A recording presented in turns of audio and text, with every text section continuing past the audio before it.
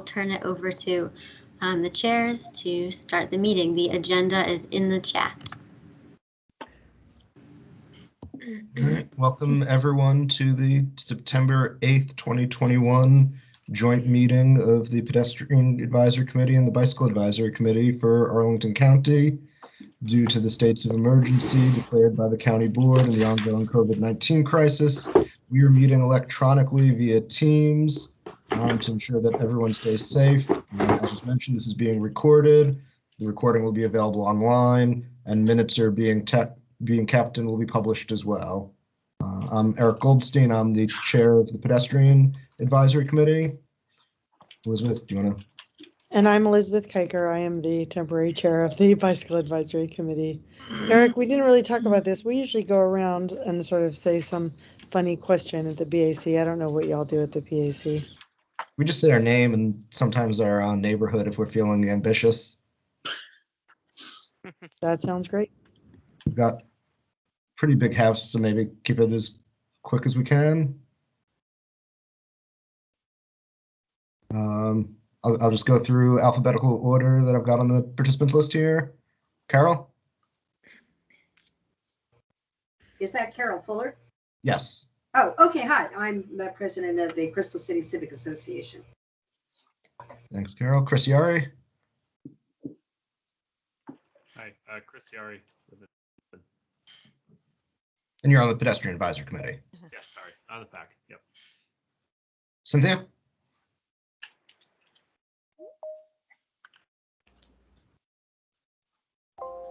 Cynthia, are you there? Oh, me? Yes. Yep. Cynthia Palmer, Vice Chair of the Bicycle Advisory Committee. Darren?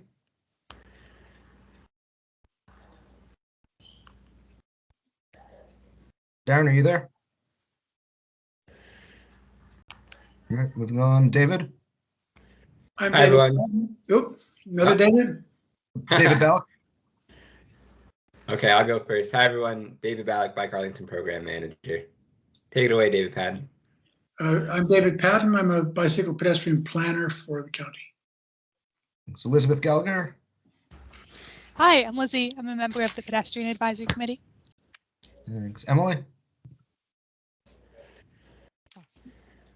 Hi, Emily Emery, attending on behalf of the E2C2 Commission. Thanks. Eric Goodman?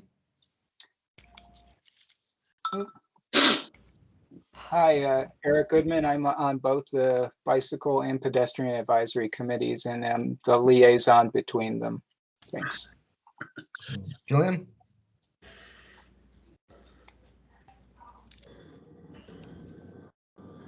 Julian, are you there? Hey. Yes, this is Jillian Burgess.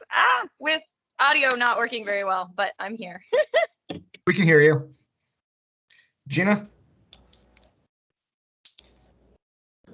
Hi, Gina here, just a citizen. Thanks for joining us. Mike? So it's me, Mike Hanna, just a citizen to Arlington Heights. Great. Wei?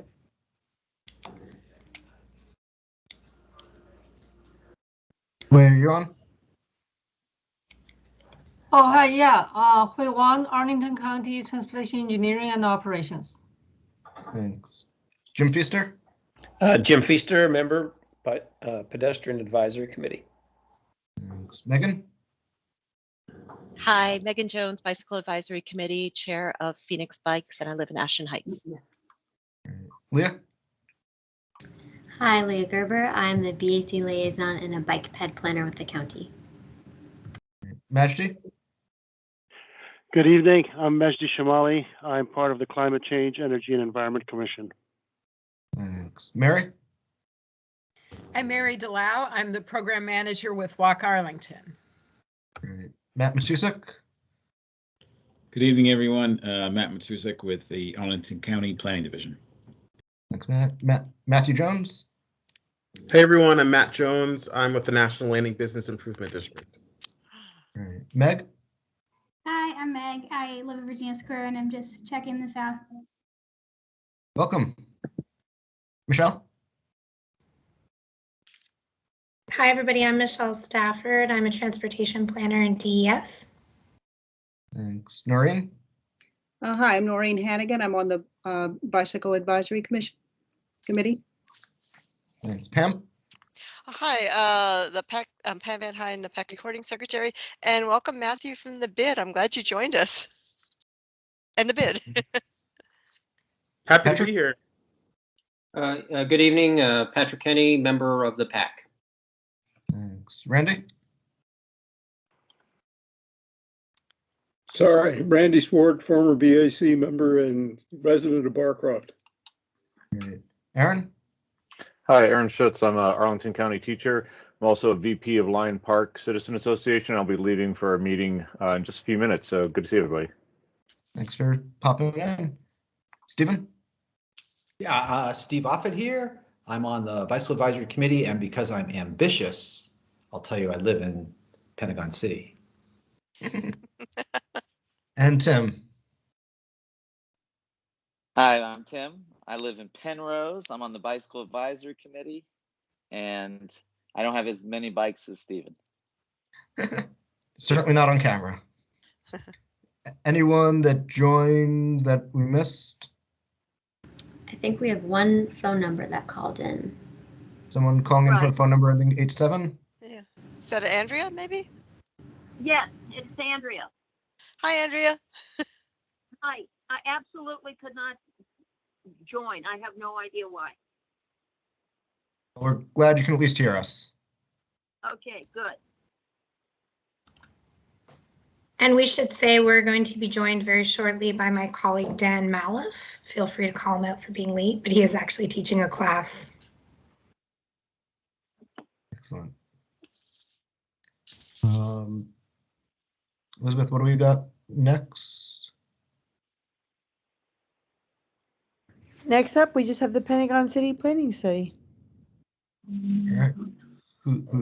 Matt, And is we're that on you? time. We have 1 minute to spare until that starts. Who's taking the lead on that from staff?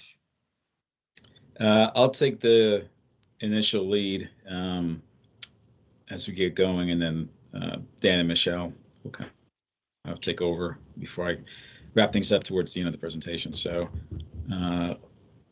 looks like everybody can see the presentation. All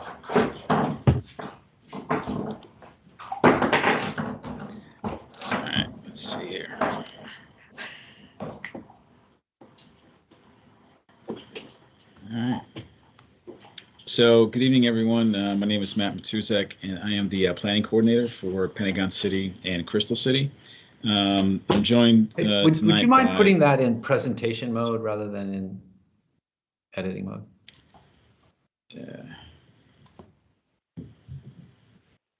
Michelle, do you have that capability? Yes. That might be it. That looks I good. think you're good, yeah. You'll have to bear with me, though. I killed my ability to read my notes. So I'll just start off again, but I'm joined tonight by Dan and Michelle, who collectively are working with us on a much larger team in an effort to provide an update this evening on some of the planning work that has taken place in Pentagon City over the last 12 or so months. Next slide. So what we wanted to do tonight is really focus on 4 key areas. I realize not everyone may be as familiar with the study, and therefore this presentation is intentionally covering some critical background information to make sure that we all kind of have a common starting point in terms of understanding some of the key elements of what we are producing, why we are doing it, and really the context within which this planning work is taking place. So I just wanted to kind of set that baseline for everyone. I do recognize some familiar faces, so I apologize for the redundancy, but I think many of you may benefit, I think, from that level of understanding before we get too far into the weeds. Next slide. So this really began, and this is the underlying question, I suspect, for many of you, is why is the study even taking place? So following Amazon's 2018 decision to locate their second headquarters in Arlington, there's been a considerable attention given to how those headquarters may shape the immediate vicinity in which they will be located.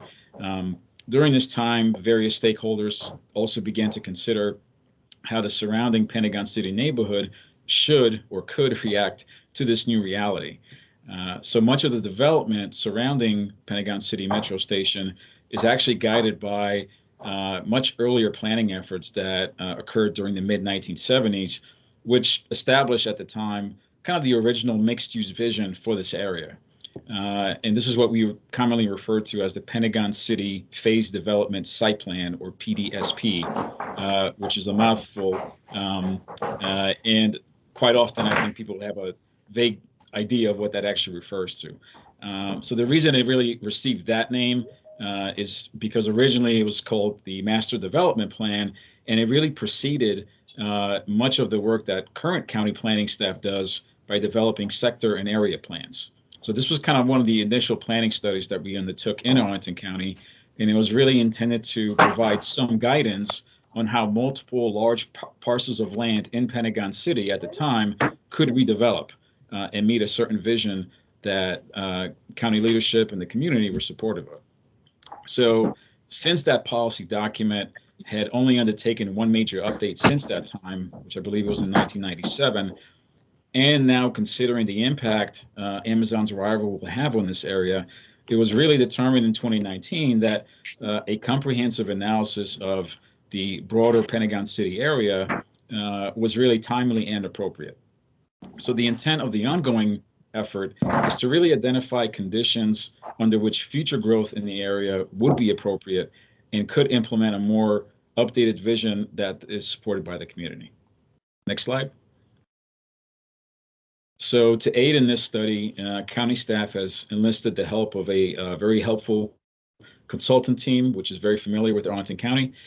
And we also established a broad focus group comprised of various stakeholder representatives, and which is chaired by two planning commissioners.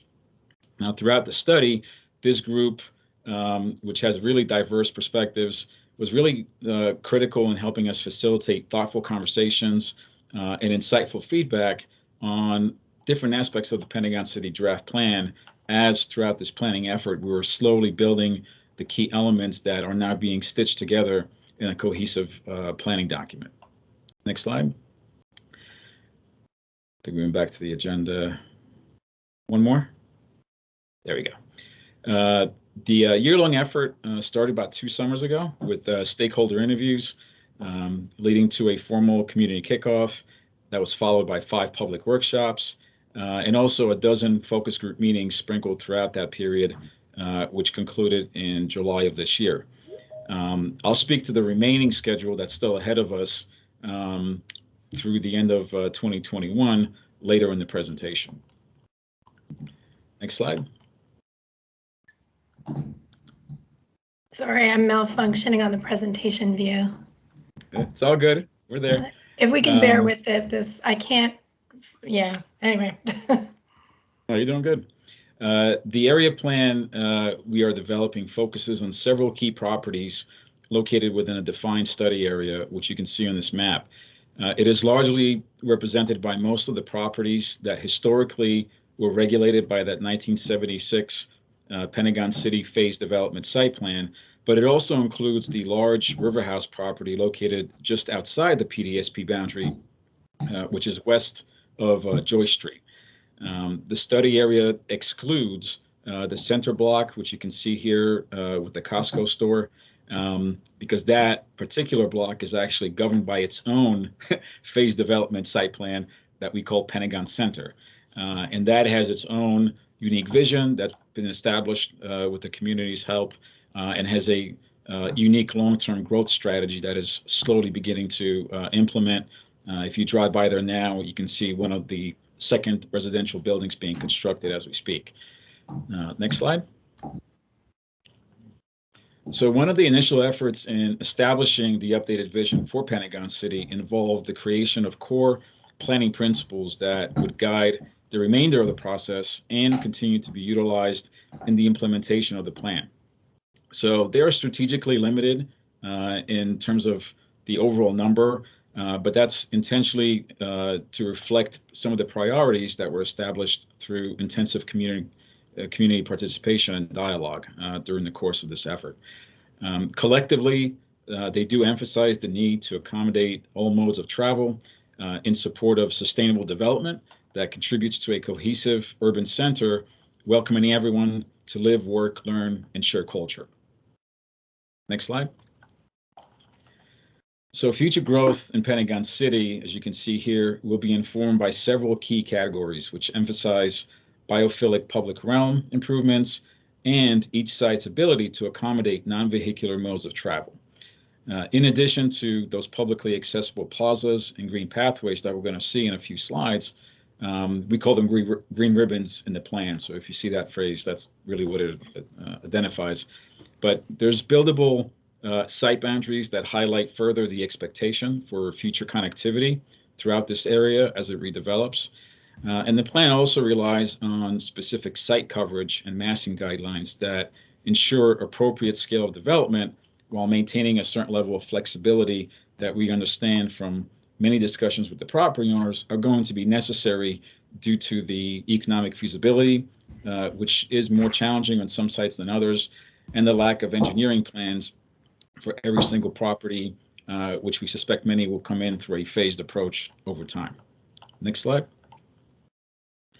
So as Pentagon City grows over the next several decades, it is anticipated that the sites, at least within our study area that we just showed, may contribute as much as 10 million additional square feet of development over the long term. So looking ahead into several decades into the future, if certain sites were to redevelop as we anticipate, that this is kind of what the ultimate condition may look like.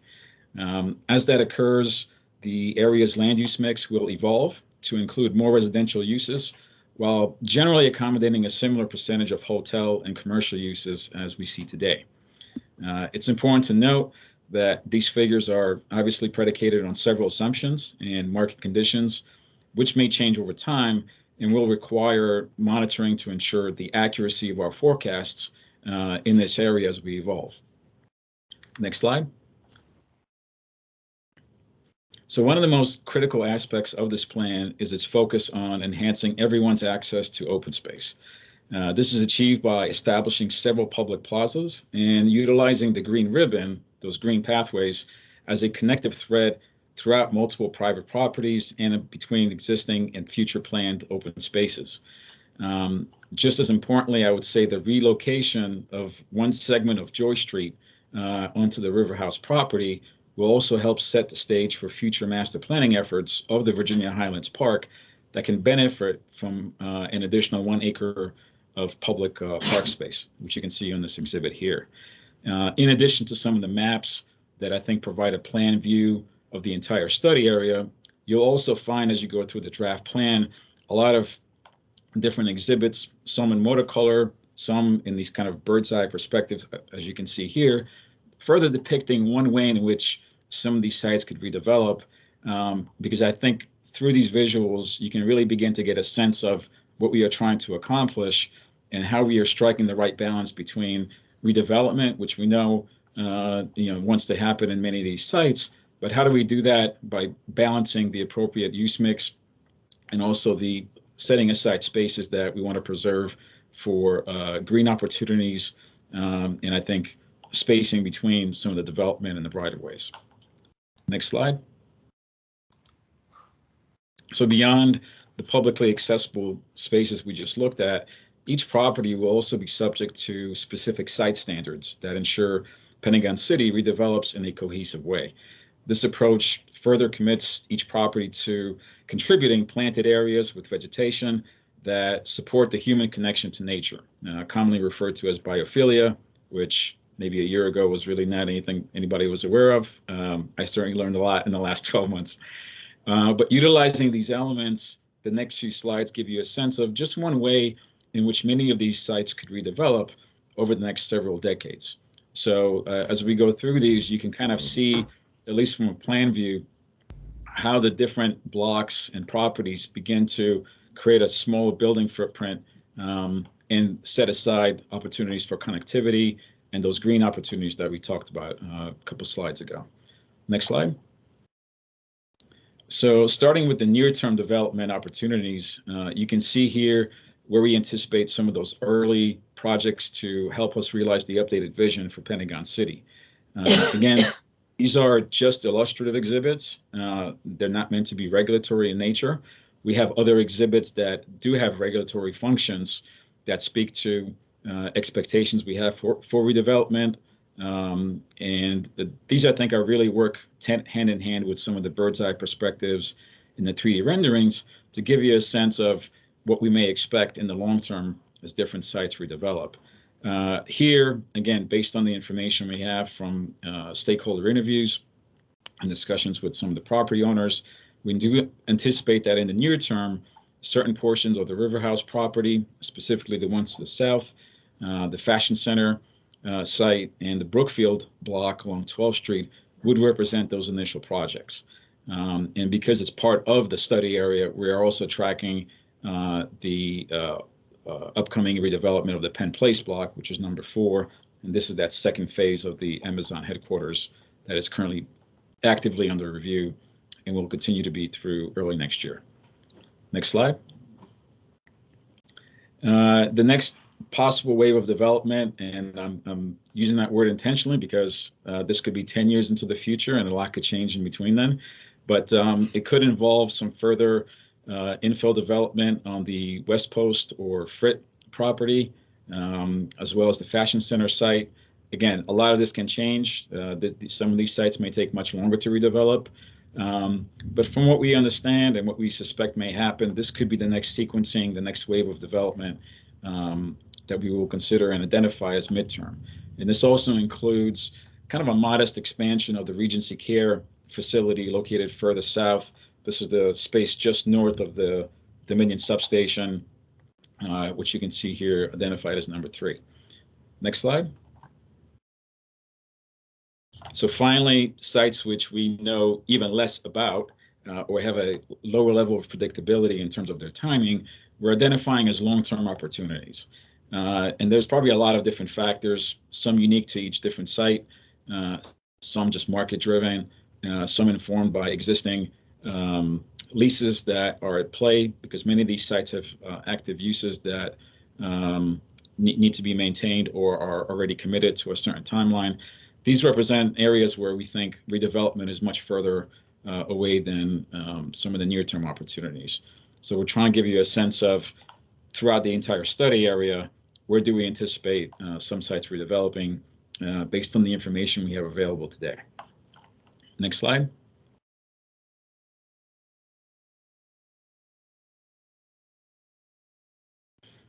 So in exchange for access to the densities we just covered, the sites within the study area will be expected to make strategic contributions to Pentagon City.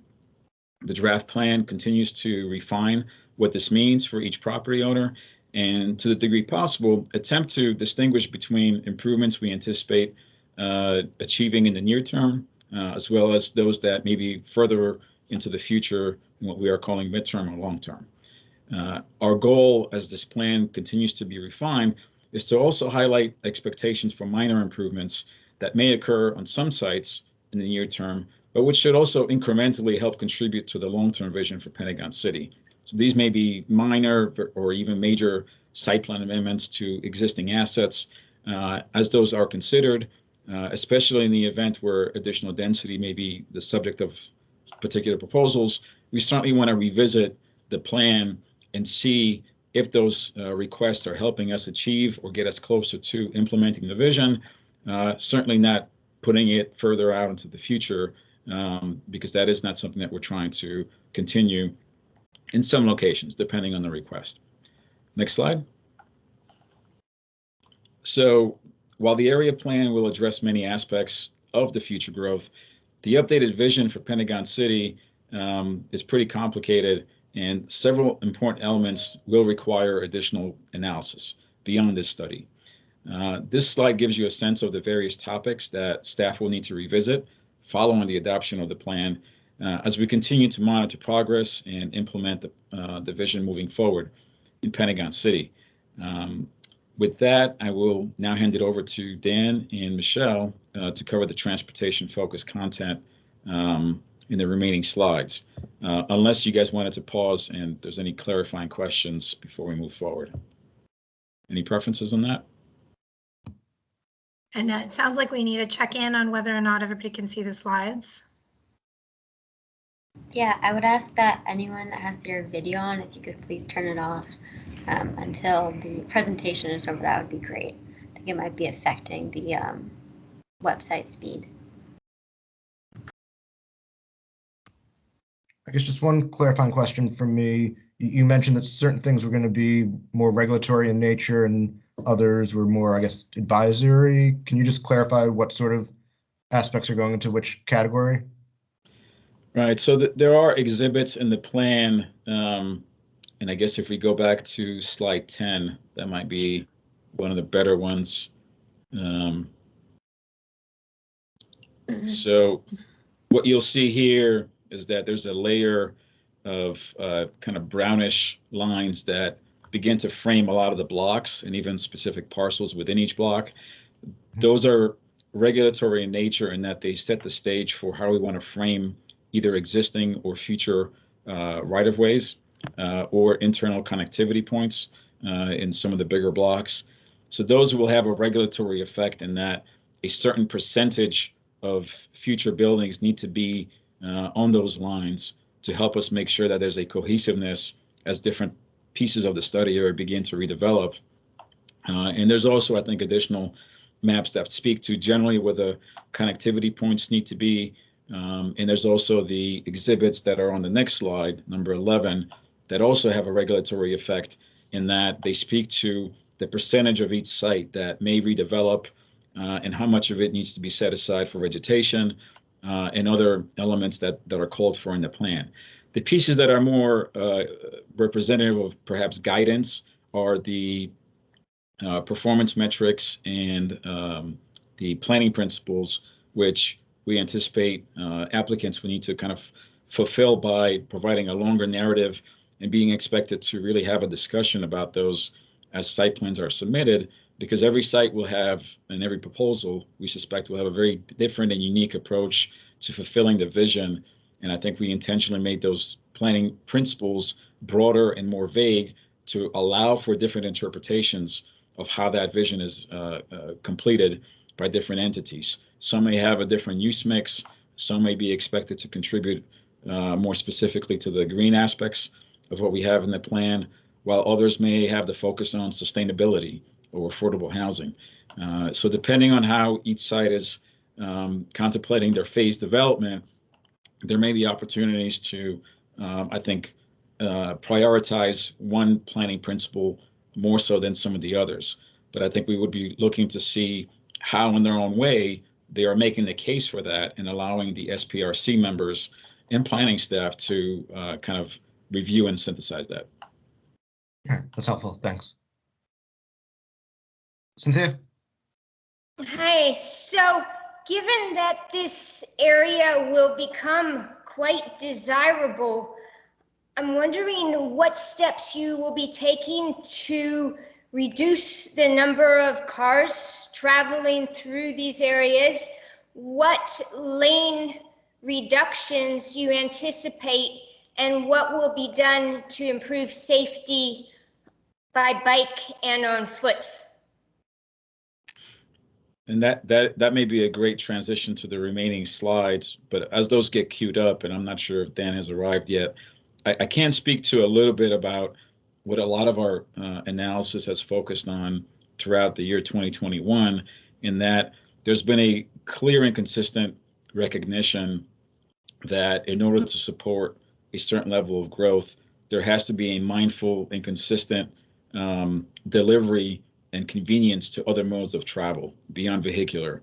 So as these sites redevelop, there has to be a close monitoring of not just how much parking they're providing, which we know encourages that mode of travel, but really how convenient are they making the other connectivity points, whether it be pedestrian, bicycle, and others, not just within the study area, but to and from, understanding that just from what we know today, there's going to be a lot of workers coming into that area, a lot of visitors, and of course, a lot of residents, given where the market is beginning to focus on delivering that use throughout the area in general, not just Pentagon City.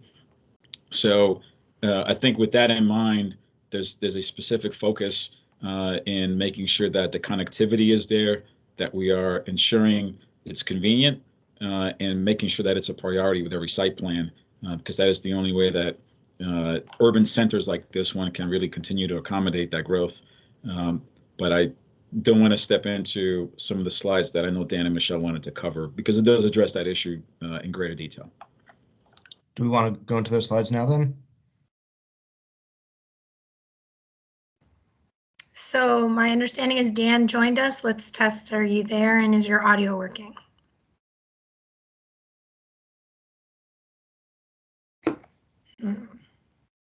Okay. We cannot hear you, Dan, if you're talking. Let's give Dan 1 second, but I will say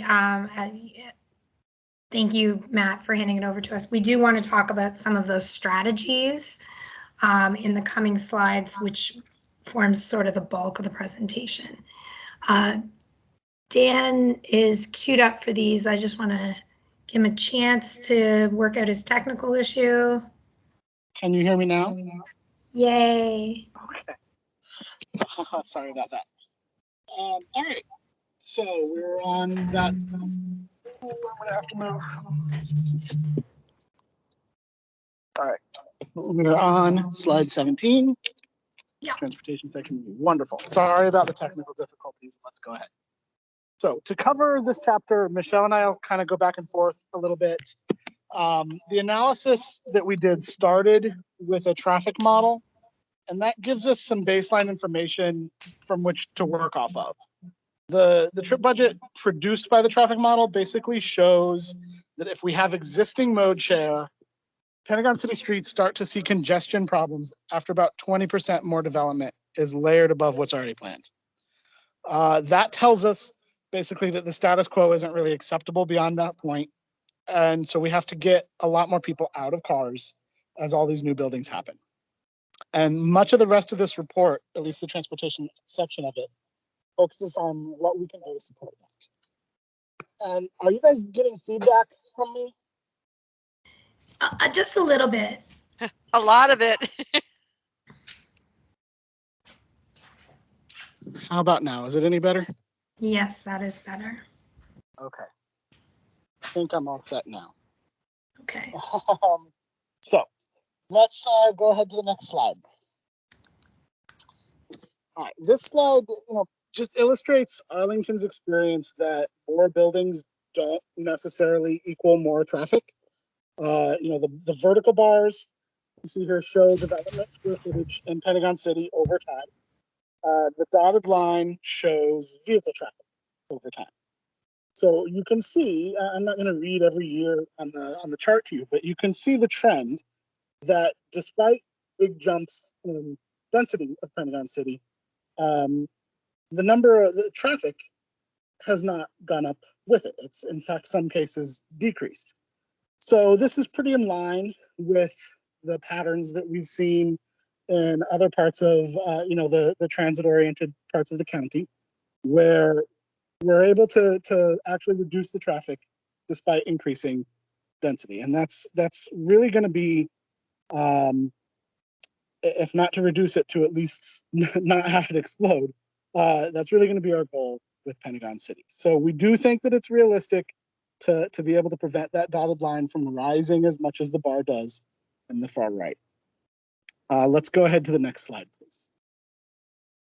So now we're going to talk about each mode one by one, with a slide or two for each of the sort of main modes, starting with analysis that we've done around the pedestrian trap. So, we sort of want to just note that it's very, very important. Walking is basically the key mode for the neighborhood, right? We talk a lot about TOD, transit-oriented development. Bikes are really important too. They're both, the transit is an anchor, the bikes help people get around, but most of the trips are on foot. Right? Most of the trips that we can convert from car are foot trips. So partly that's just how trips are defined. right? Like every transit trip starts with another trip to reach the transit stop, and usually that's walking. Sometimes it's a bike or a bus. But also, people buying coffee or lunch or whatever account for a lot of trips, and we want those trips to be on foot as much as possible. So, first there's just a little bit of sort of basic GIS analysis. There's this, you see on the left, the map with the sort of green spider web in the middle. That's just mapping radial distance from 12th and Hayes. So we can see that, here are the sidewalks within a quarter-mile walk or a half-a-mile walk. And that's, obviously the closer you are, the more you can expect people to walk from, to the metro station and around that high density core. There's another map that's not shown that we did that sort of, looks at gaps in the existing sidewalk inventory. That's going to get some more analysis later on this year from another consultant. And then the map you see on the right with the red and purple circles, that's a thing called intersection density, which is sort of a frequently used proxy for overall walkability. Everyone here remembers their Jane Jacobs, right? I'm sure we've all read it cover to cover. But basically, the more intersections you have, the denser your coverage of intersections, generally the easier it is to walk. Car traffic gets controlled. The streets are easier to cross. You can have a more direct path rather than going around a big super block. So the right image is showing a potential future, with red circles being existing intersections and purple circles being new proposed possible intersections. And the basic story here is that adding in a tighter grid of streets and other public access ways, not only streets, but things like the green ribbon, public walkways that maybe are pedestrian only or bike and pedestrian only, adding in that tighter grid, it moves a lot of trips out of cars onto the sidewalks. The public access ways that are streets will also make the vehicles work better. But just the key point with this image is that a very, very important part of the plan is increasing the intersection density in order to make walking and biking more direct, more comfortable, easier, and therefore done by more people, right? So, of course, we need the right sidewalk design standards to make that happen. It's not just only a matter of intersection density.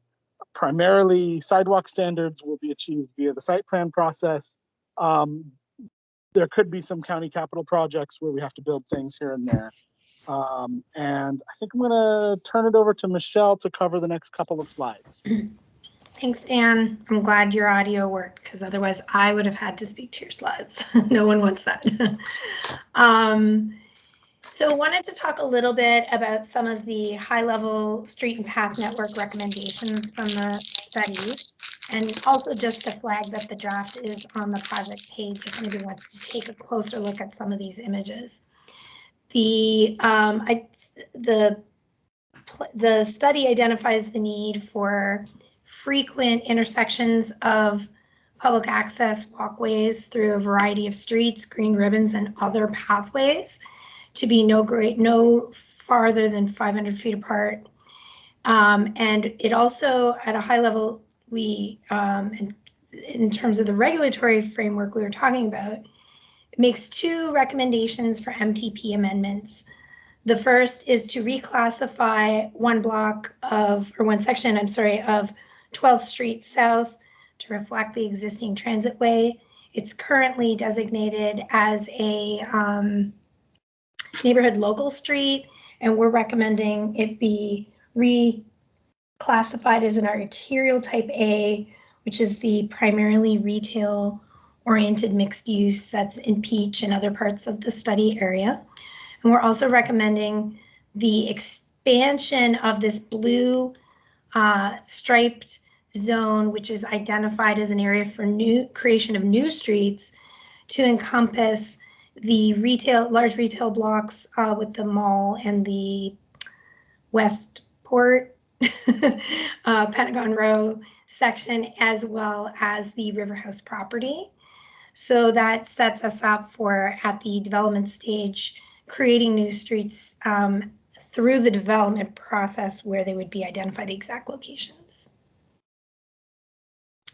The other sort of recommendations we want to highlight through this street and path network is this network of this visual kind of shows us the expansive pedestrian network that the plan sets in motion, including a mixture, as I said, of existing street and pathways and new planned pathways, including part of these green ribbons.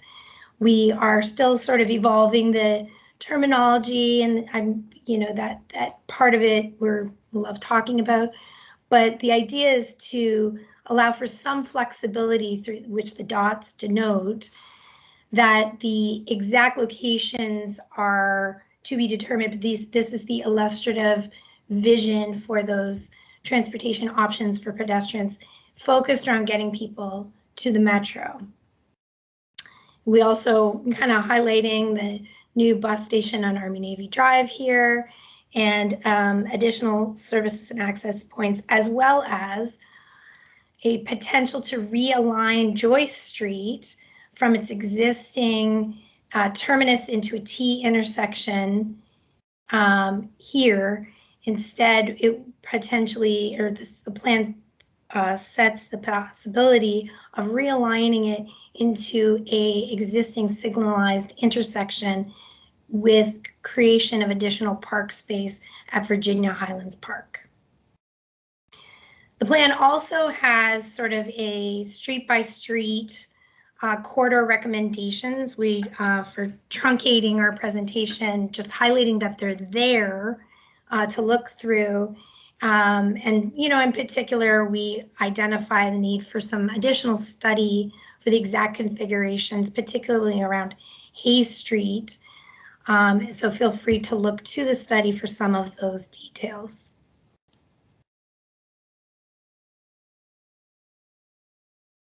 And I'm going to hand over to Dan. Thank you. So there's a significant plan section on transit. We're going to distill it here into just sort of one slide for now. But, let me just walk through the main transit issues. So, first we start with sort of an overview of ridership trends. And that bar chart you see sort of in the middle of this slide shows Metro Rail ridership at Pentagon City Station year over year. And you can see how with COVID in the last 2 years, it's collapsed.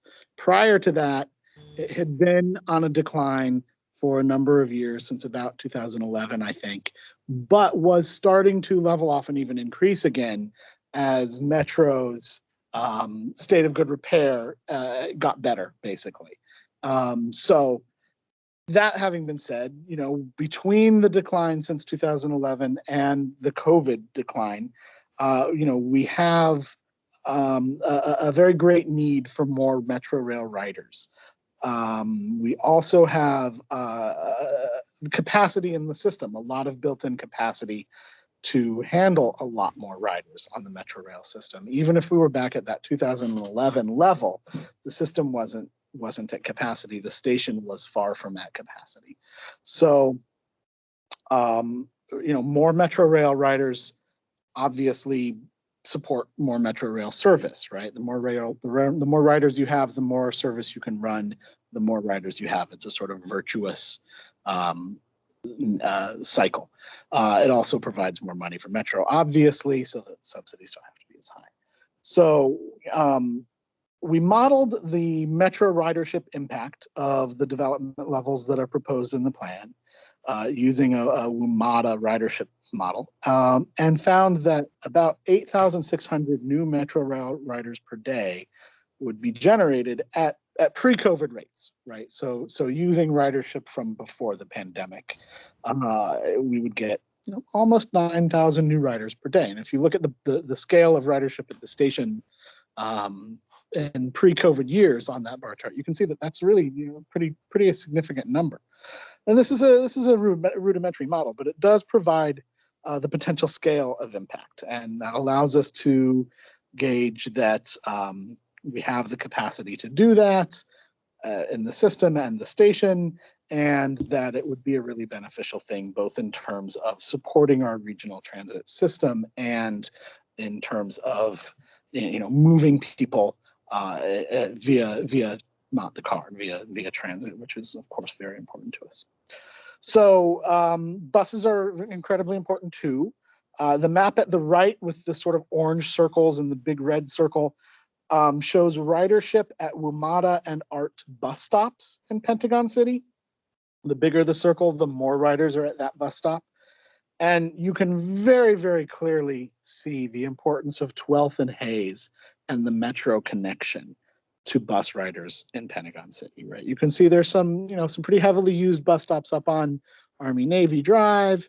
There's a couple of sort of moderately used bus stops elsewhere throughout the region, but that 12th and Hayes, there's multiple stops there, and they're all among the highest ridership stops in Pentagon City.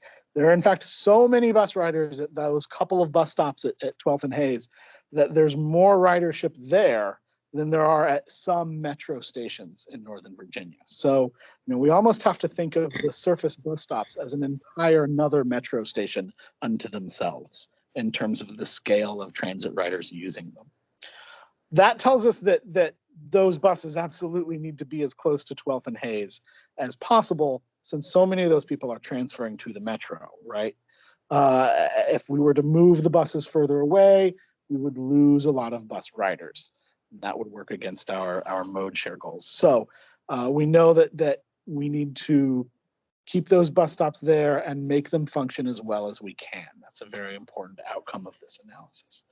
So I want to talk a little bit about private buses. There are a lot of private buses in Pentagon City, and particularly on Hayes Street, and they work a little bit differently.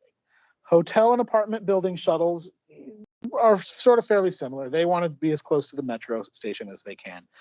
Tour coaches have some subtle differences. They're more about the mall and the metro station, and they need pickup and drop off on Hayes as close to the mall as they can get.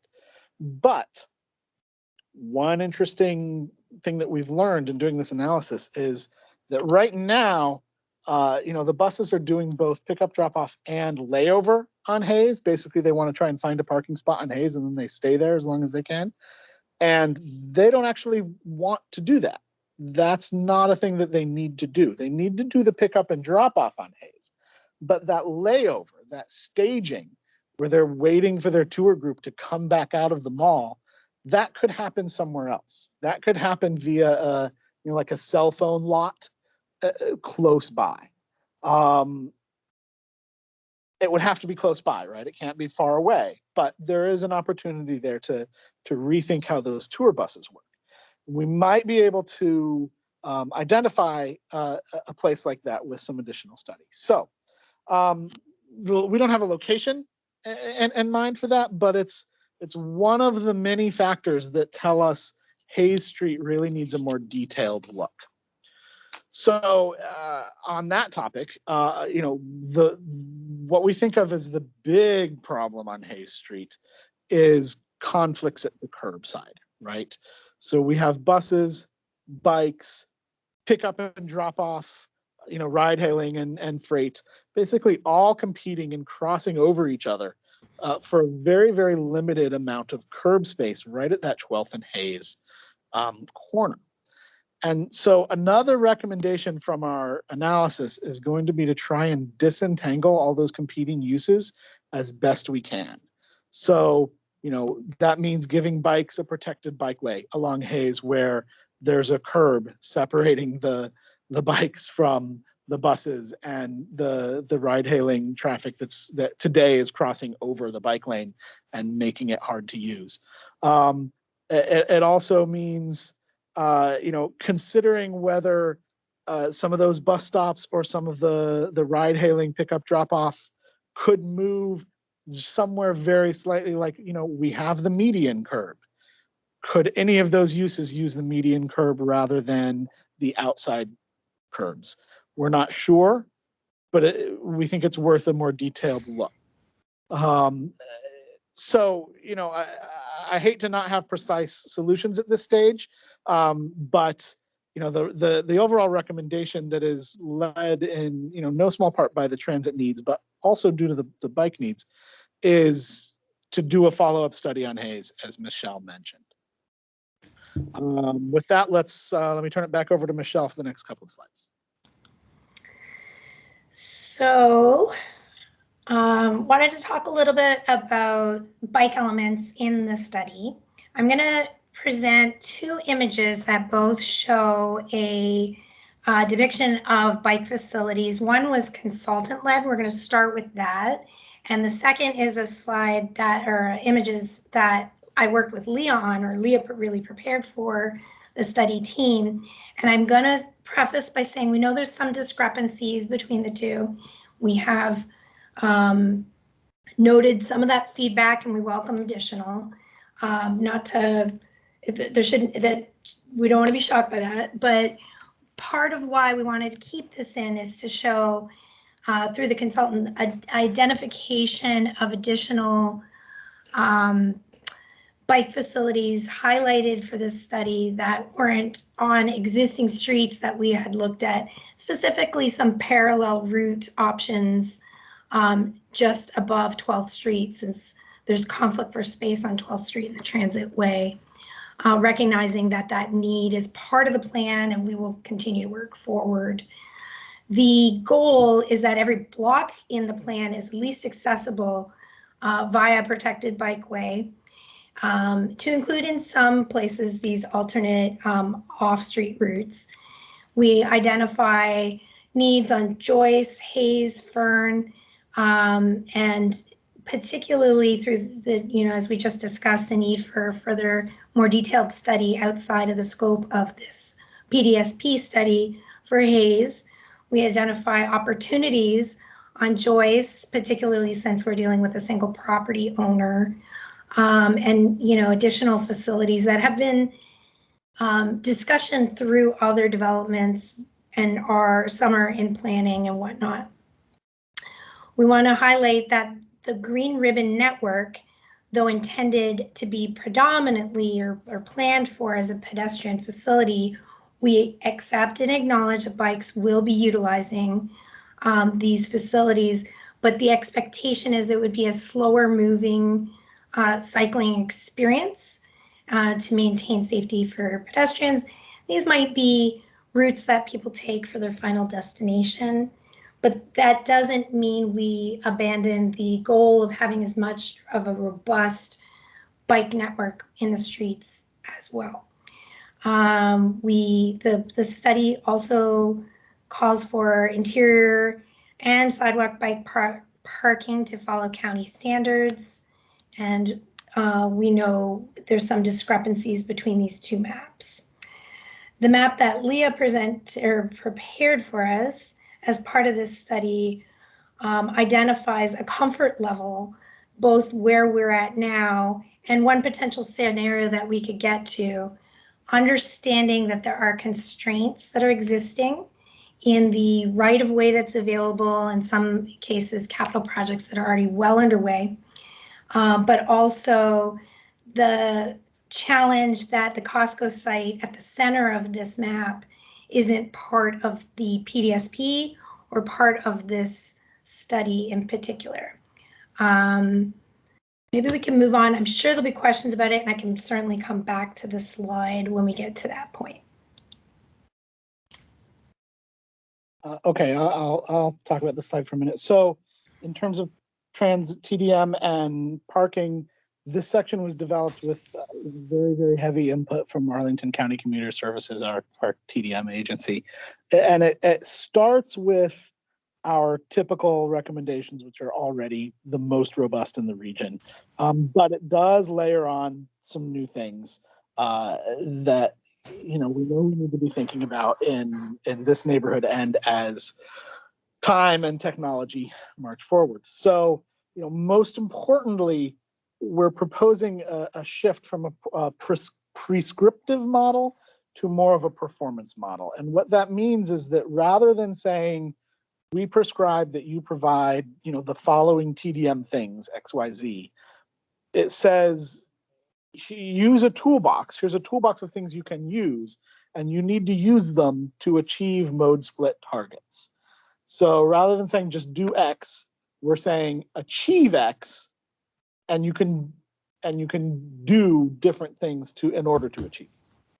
So this is a key change, and it's brought about by the recognition that technology can render prescriptive TDM requirements obsolete, right? So for example, we might require preloaded smart trip cards, right? That's a fairly common thing. But with more people teleworking and next generation fare payment systems that maybe don't rely on smart trip cards, that might have less impact than it used to. But we still want to have a big impact, and even more impact than we've had in the past. So, with those things changing, there's a recognition that it's going to be better to focus on outcomes rather than process. So, that said, the process would need to include both carrots and sticks in that approach, right? So there would be carrots like, memberships to Capital Bike Share, fare payments, or things that we do now. But then there would also be sticks like parking maximums and other tools like that we can use to achieve the mode split target. And the important thing at this stage of the study, we're not necessarily too specific on numbers except the performance target, right? So we're looking at 30% single occupant vehicle mode split for office and residential being a really important target. And we'll give property owners a toolbox of things that they can use in order to achieve that, but they need to achieve that in order to be in compliance. And so I think we go back to Michelle for the next one.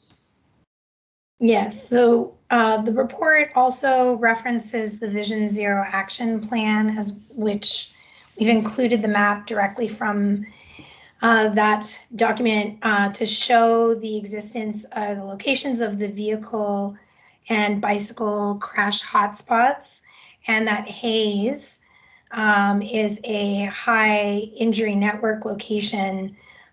So this sort of further and more robustly drives home the need for study on Hayes in particular. Some of these intersections are actually, I think all three of these dots on the map are part of existing capital projects in the pipeline for the county. So that's incorporated into those safety considerations, and performance monitoring are incorporated into those capital projects that are underway. But then again, the need for a more robust study for Hayes to acknowledge and fix for the high injury network existing condition. Hayes just has a heck of a lot going on it. So, just to sort of summarize a little bit, we have a vision with this plan that calls for, really significant redevelopment and, some larger buildings, frankly. Given the limited capacity for more driving, right, we know that we need to shift users and trips out of cars. We know that there's still going to be cars. Some people, no matter what the mode shift is, some people will continue to do that. But in order for the system to work, we need to shift as many as we can out of it. And so, we do that through, all of these things that we've just talked about, through an improved pedestrian network that includes the green ribbon, through what we think is a really aggressive protected bike lane network that makes it much more practical and comfortable and convenient for people of all ages to bike for transportation in Pentagon City. We do it through transit priority and a focus on buses and access to metro. And the TDM and the parking and the curbside management and the individual street safety recommendations that, as Michelle said, you can go in and look at in more detail when you have that time. And I think with that, it's back to Matt. Thanks, Dan, Michelle. I will keep my video off until these next two and final slides. So I appreciate everybody's patience. That was a lot of content. The thing we wanted to conclude with is really how is this going to be packaged and ultimately delivered to the county board later this year. Once we reach that milestone, obviously there's going to be a updated version of the draft plan. It is going to be accompanied by a staff report which documents several general land use plan amendments impacting the study area, as well as a few MTP amendments and zoning ordinance changes that I think accompany and speak to the new vision for Pentagon City that's represented in the plan. So we've released our first version of the draft plan. It was really more of a framework with several placeholders for additional elements that are now being updated, in addition to staff and consultant responses to a lot of the feedback we received in July and August. So this next version in the next several weeks will be released for further review. And we anticipate there'll be two other draft plans, one to coincide with the request to advertise later this fall, and one that follows the county board adoption whenever that actually happens, to make sure that it can capture any final last minute changes and considerations at that time. Next slide. So what we wanted to really leave you with is, there is a dedicated study website that has a lot of information. It's a great resource for all the documents we've produced over the last 12 months. And it will start to highlight a number of upcoming engagements, which will include a virtual open house once this next version of the draft plan is released. We are going to make briefings with the Long Range Planning Committee, obviously Parks and Recreation Commission, Transportation Commission, and several other groups that you see here, in addition to the community groups that have been closely following the progress of this effort. So as those dates are identified, we'll be updating our website and continuing to refine the document as we move into late 2021. So with that, we'll conclude, and happy to answer any questions or comments you may have.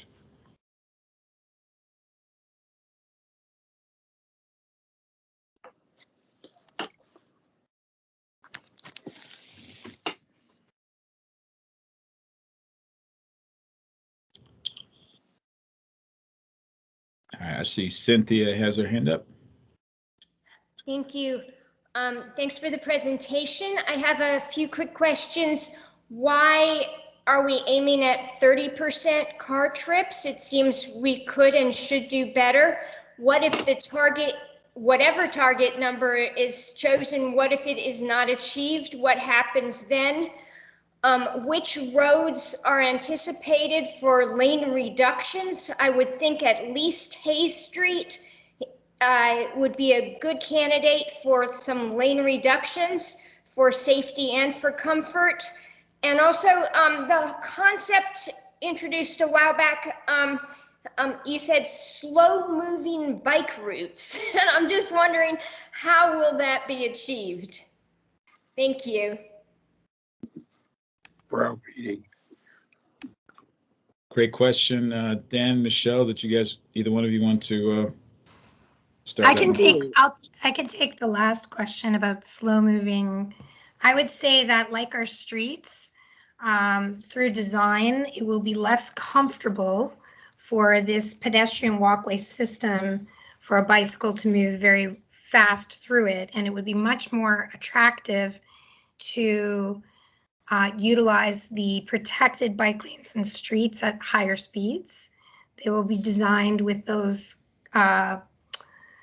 sort of calming measures, including the materials and green elements in mind. But, it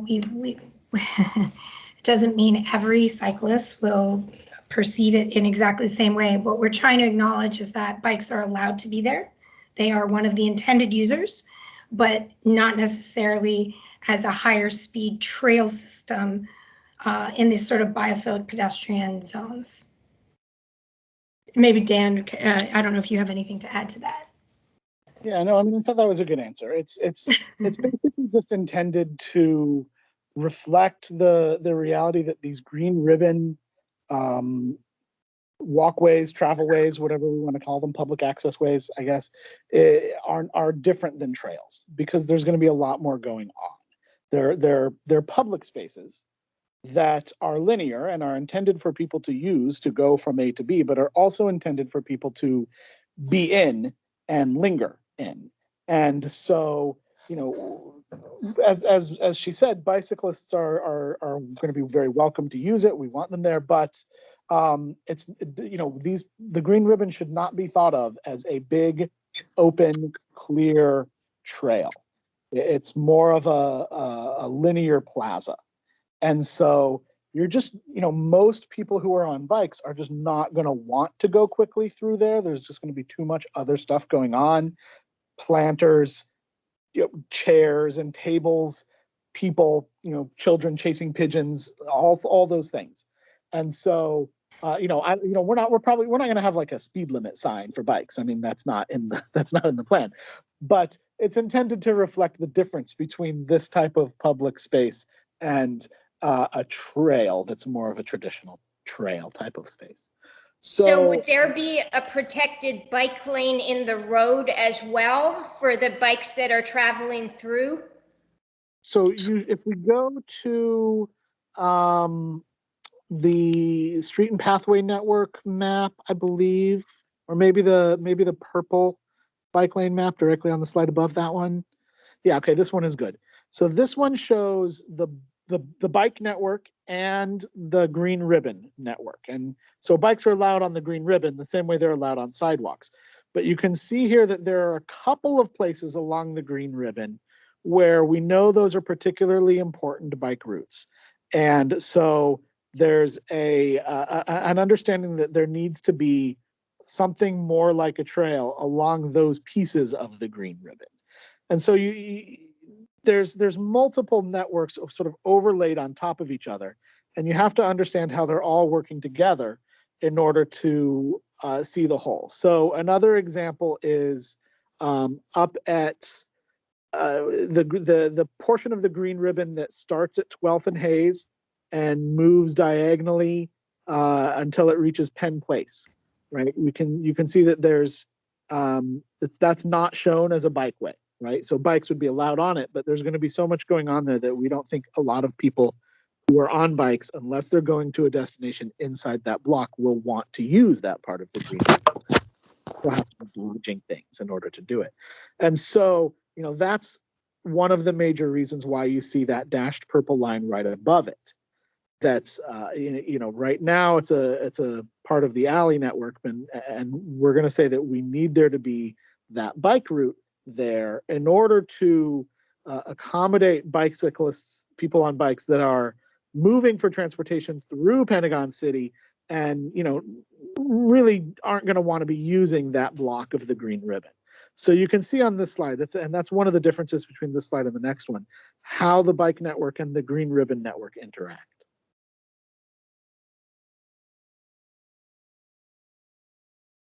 So let me think about in terms of the other questions. Why 30% as a mode target? I believe that was generated basically through looking at what do we need to accomplish in order for the system to function. In order for it to function well, I should say. If we have a mode split that's much higher SOV, then we know there's going to be a lot of traffic congestion, a lot of problems on streets that then compound and make it harder for people to bike and walk. Of course, if we can get a lower driving mode split, that would be great. But we also have to be cognizant of achievable reality. And, you know, there are a lot of people who are coming to Pentagon City from, southern Loudoun County and places like that. That's just an example. But, you know, there's only so many trips that we can capture by metro, and there's only so many trips that we can capture by bicycling or bus. And so this is a achievable number that also accomplishes the goal of having a functional transportation network. Obviously, if we can make it lower, we would want to. As time goes by, we might expect, come back in 20 years and ask, is the 30% still a good goal? Probably not. Probably we might want to be talking about having a lower goal then. But we can't just say that we don't want there to be any drivers and then the drivers all go away. We have to, sort of have something that is reflective of the needs that are, generated by the development on the ground. In terms of what happens if it's not achieved, that can depend a little bit on how the site plan conditions and things like that are ultimately written. But if it's a condition of a site plan and they have to meet it one way or another, then it's the same as any other site plan. And I guess I would defer to Matt on what happens if someone doesn't meet conditions of a site plan. Can I actually ask a clarifying question around that? So is the condition of the site plan going to be you need to meet 30%, or are you going to work with the developers for each site plan and come up with a list of specific things they're going to have to do that you all agree is equivalent to 30%? Well, I don't like the word equivalent, but we would work with them, of course. We're not just going to tell them to do this and they don't know how to do it. We have a toolbox of things that can help them do it. But my question is the site plan condition going to say 30%, or is the site plan condition going to be a list of tools? I would have to defer to Matt or our ACCS colleagues on that question. Yeah, and I think part of what we're doing is we are jumping ahead in the absence of a physical site plan proposal in front of us to starting to anticipate or assume specific condition language that may accompany it. I think where the 30% will surface and consistently become the subject of discussion is early on in conversations, conceptual, preliminary with developers to see exactly how they are achieving the 30%. And I suspect the way in which they're going to do that, assuming the county is supportive of it, that will dictate exactly how condition language references their strategy to make sure that it achieves that. There may be certain things that require ongoing monitoring or additional contributions or interventions beyond the immediate development of that building. That would be something we have to consider and work with other staff and our partners to make sure what is the best way to condition that into the approval of a site plan so that we continue to emphasize how critical this is to the success of the greater network. In the absence of a specific proposal and a specific strategy, I really probably would not be able to answer that specifically until we get to that point. Okay, I guess I'll give the feedback that I think we need to put the 30% condition in the site plan or whatever percent we end up with, because there is a risk that whatever tools we think will get us there won't. And I think we need to put that risk on the developers and have them know that if for whatever reason their tools fail, they're going to be required to do more to reach that goal. I think that is actually how it kind of works in those TDM performance monitoring reports, and the developers are on the hook to study it and monitor the performance of the building for a long period of time. I think if you read some of the old TDMs, they have some funny things in them that are no longer relevant that they have to continue doing, like hosting a website, when people have moved on to cell phone apps or things like that, that some flexibility for future technologies sort of beneficial for everybody. But they are, I believe, Melissa's work is to continue monitoring their performance. They hire consultants to do these studies on the buildings.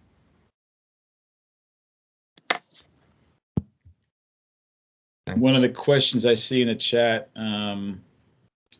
is why is there no bike route on 12th Street, through the study area, which I think gets into something we may have seen earlier in the chat about kind of the nature and purpose maybe of 12th Street, specifically as it represents one of the things we want to change on the MTP.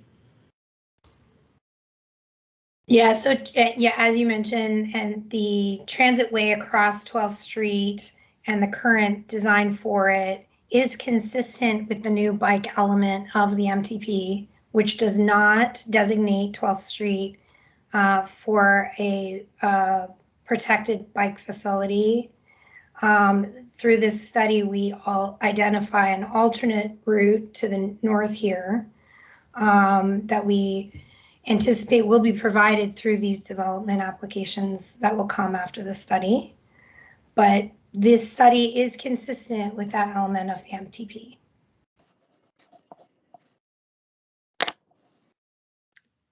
I think Cynthia's last question was about whether we're looking at lane reductions anywhere, particularly maybe on Hayes Street. I would say there could be potentially. We're basically saying that Hayes needs to be studied on its own. There are so many dynamic demands on Hayes and curbside management, and particularly around the metro transfer point, that the study basically recommends and identifies the need for a corridor study on Hayes specifically. Thanks. I think, Steve, you got your hand up?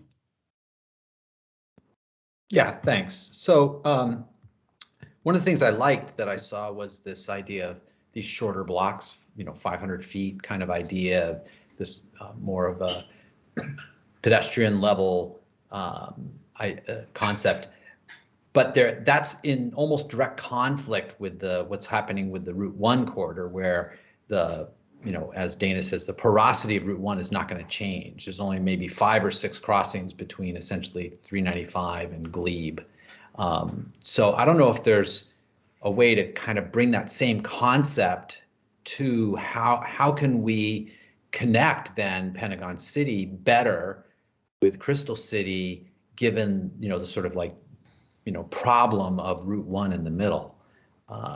Anyway, that just came to mind because I liked that idea of creating these shorter blocks, but that's going to be interrupted by Route 1.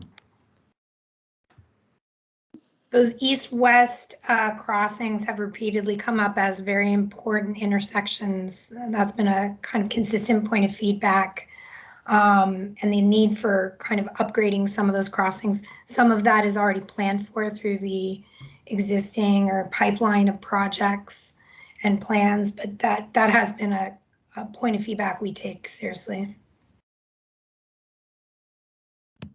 Thanks. Tom, do you have a question? Yeah. Is there any data that you guys have been following on the efficacy of green space on traffic calming? And I hate to see this thing develop into green walkways, dedicated walkways and but concrete travelways. I know that I've seen it work. I've seen greened up Broadway and West Side Highway in Manhattan just be a very important element in calming traffic. The other one is regular cohorts of traffic and pedestrian alternating systems that those things coming together, a regularity of use of roadways and the introduction or the fostering of more and more green space just seems to calm things down an awful lot and make it a comfortable environment for everyone. It takes the racing out of things on everybody's part. Would you maybe share with us an example? Maybe you could that we could follow up through Leah of exactly what you're talking about on the West Side Highway. We know that there are some things you can do with plantings to calm traffic. We know there are things like permeable pavers and that work on maybe low traffic environments, but maybe not places with a lot of bus traffic. And so just I think it'd be helpful for us to understand exactly what you're. Okay. I'll try to get some documentation. Send it to you soon. it just has been my observation, and certainly COVID plays a part in this, but it was happening before COVID, that you have a raceway coming down on the elevated highway into West Street at 60th. And there's a huge amount of traffic, but it flows from there on at reduced speed without a lot of tie-ups. It just seems to, it ties up at the tunnels and stuff that are off of it, but it flows on the West Side Drive, and you have high pedestrian volume on the riverside, and you have a median that has that is not pedestrian, but in many places is getting close to a continuous canopy over the highway, and there's like 6-8 lanes, that it's not close. At 6 lanes, there's some things are getting close. And I can't help but think that that's a big factor in it's very different from this curb. They're not curbsides that are in demand there. So that's a tough factor to throw into it. But I'm just amazed at how calm it is. There just isn't a lot of racing going on, which is a regular part of most avenues in New York. Thanks, Tom. I think we are a good bit behind schedule. I don't want to necessarily cut the conversation off, but I don't see any other hands up. Are there any last questions? Well, thank you very much to Matt, Michelle, and Dan for joining us, and you might get some questions offline as well. No problem. Thank you. Yeah, thank you for the feedback. And again, please continue to check in on updates as this evolves. Yeah. And since I have my final seconds, I just wanted to give a special shout out to Randy, who I haven't seen for years along Columbia Pike. So it was nice to get that flashback earlier tonight. Thanks, everybody. Thanks. Nice to see you, Matt.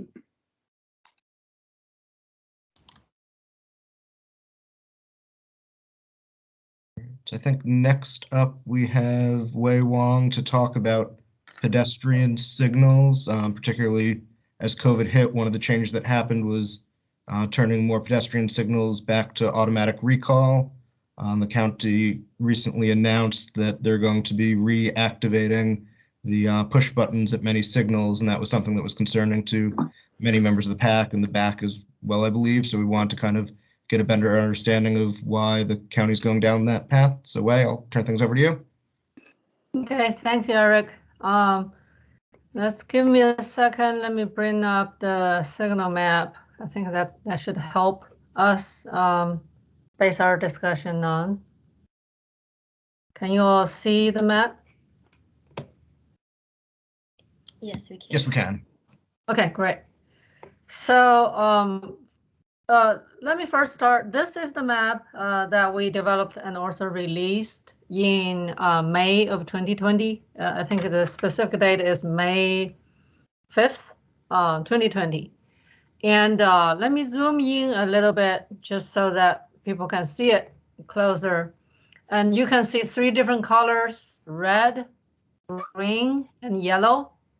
The green ones are where the intersections, the pedestrian walking phase is already automated. The technical term is recall. I know a lot of you are familiar with that, but I'm going to try to stay away from the technical term. So the green intersections are where the pedestrian phase will come up every cycle of the signal. And then the red ones are what we call semi-activated. Again, that's a technical term, and I will explain what that means. Actually, if you allow me to wait on that one. And the yellow ones are where, due to COVID, and especially due to the concern of touching a button, make contact with things that other people may have already made contact, which was a very severe issue at the early months of COVID. So we introduced all these yellow locations. We put the pedestrian face also as automated. So that means the pedestrian face come up every cycle. These yellow ones, they were red in the overall county intersection signal timing plan. They were red.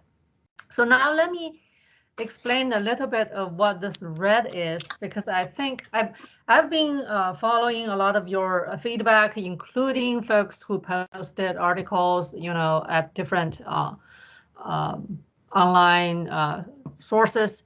And I think there are some things that we haven't done a good job of explaining the details to you. These red ones, if you look at them, for example, let me look at this Wilson Boulevard.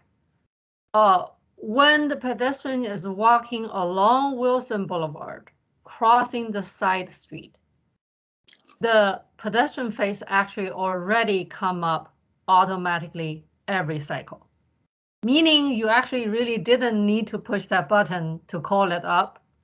That's why we kind of name them semi-actuated, because it's already along the main direction. The reason being, the volume of vehicular traffic is such that the signal, the green time that's given to that direction is long enough to sustain pedestrian, especially the slower moving pedestrians, to safely cross with enough, flashing yellow time and all that. So it's already enough, and therefore there's really no reason to not having the pedestrian also have the walking signal every cycle. As you can see, if I zoom out, pretty much all of the county intersections are either green or red. We only have very few ones that we call them not applicable. Those are the signals that's either at a fire station or at a trail crossing or things like that's different, which we don't apply to this type of logic. So when folks say, well, why don't you allow people to walk when there's a traffic green, we already do that for all the intersections, except for some intersection when you are trying to cross the main road. And now the reasoning for that, again, maybe for example, Route 50 or Lee Highway or Route 50 would be a good example. That is, it's a really wide road, and crossing that road takes a lot of time. If that pedestrian cycle comes up pedestrian face comes up every cycle, it does take a lot of time. And these roads also typically have more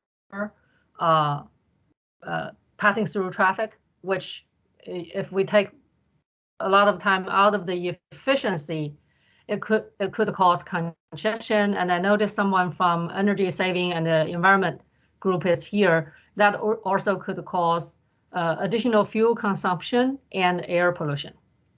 So that's why we have them as semi-activated. Now, the question I've heard over and over again, which we also ask ourselves, is why did we do these yellow locations at the beginning of COVID, and then why do we decide to roll them back now? The logic is actually pretty simple and straightforward. That is, when we decided to do all these locations, we made a very sort of quick decision. I mean, COVID is a pandemic, it's an emergency condition. Let's forget about your policy, your standard, why you do this or not. Let's just do that for everyone's health reason. So that's why those locations were identified and introduced. And then with sort of, the involvement, now we have vaccination, we have, people have really learned, including my kids, have been trained and learned how to use masks, how to use, washing hands and all those ways to keep ourselves safe. And more people are also coming out, and there are workplaces that's, gradually returning, county included, returning to more of a in-office activity versus teleworking. So we have seen steady increase of the vehicular volume on these roads. We have also seen a steady increase of congestion on some of these major corridors. We have also received a steady increase of requests to say, hey, county, it's about time for you to drop that COVID specific action and return things to normal. So with all that, we debated, we looked at the volume, and we made a decision to say, maybe we wait until the school starting, which did incite more traffic with parents, dropping off and doing more things kids related. We say that's the time to roll it back. So the logic is we did it because of COVID. Now we're taking it out because of the improvements of COVID condition. I do notice it's a little bit tricky when we say COVID has improved, when you have Delta variant out there and it's causing, it's still on the national news. But we also recognize in our region, I think the COVID condition has, luckily has been much better, and people are handling it in a much better sense. So that's the why. And I also noticed, right now I can't see the hands up because I'm in presentation mode. So I will, after I finish that, I will look at if there's question. One more item I want to mention is, while we're rolling them back, we also did look into, what is the pedestrian activity level and everything. So we made actually two exception for this map. One is the Crystal and Pentagon City area.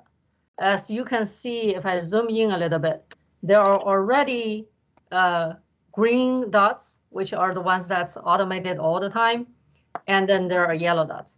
We have done study in the past for this area, which is why these green dots were identified, and we think the level of activity, pedestrian activity, with everything that's going on in this area, sort of make us feel that it may be time to actually keep them all on the green color. So that is our actual suggestion of doing that, which is what I will show you later, the map we released. There's another area, which is Glebe through Boston area. There are some intersections that the pedestrian activity is not really directional. They are, because you have Washington Boulevard, Fairfax Drive, pedestrians are basically crossing all directions. So which triggered us to think this may be an area to also keep some of the signals green. And we will be closely monitoring them and see if that makes sense.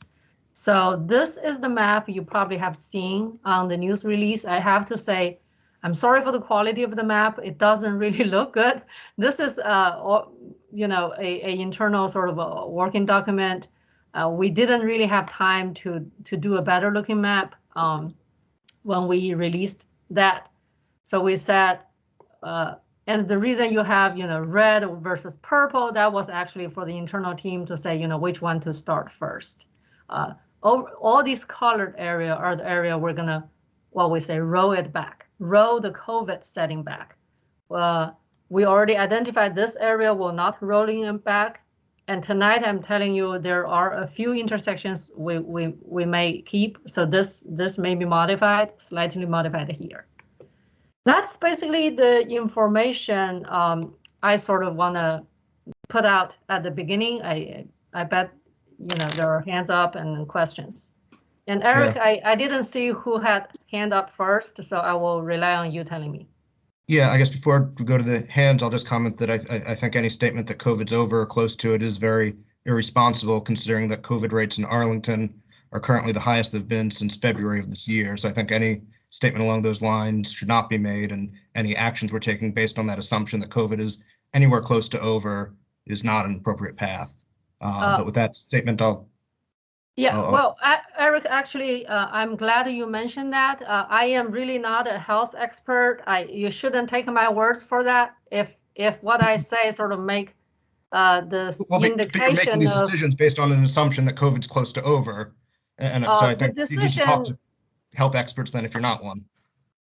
Okay. Well, the decision is basically based on the evolving of the COVID condition, but yeah, I agree. You shouldn't take my words for what the COVID condition is. Yeah. So I think Jillian had her hand up first. Thank you. I'm actually doing double duty tonight, also on the ACTC Schools Transportation Committee, and you know, we've had this interesting discussion about how important it is to make sure kids can and do walk to school.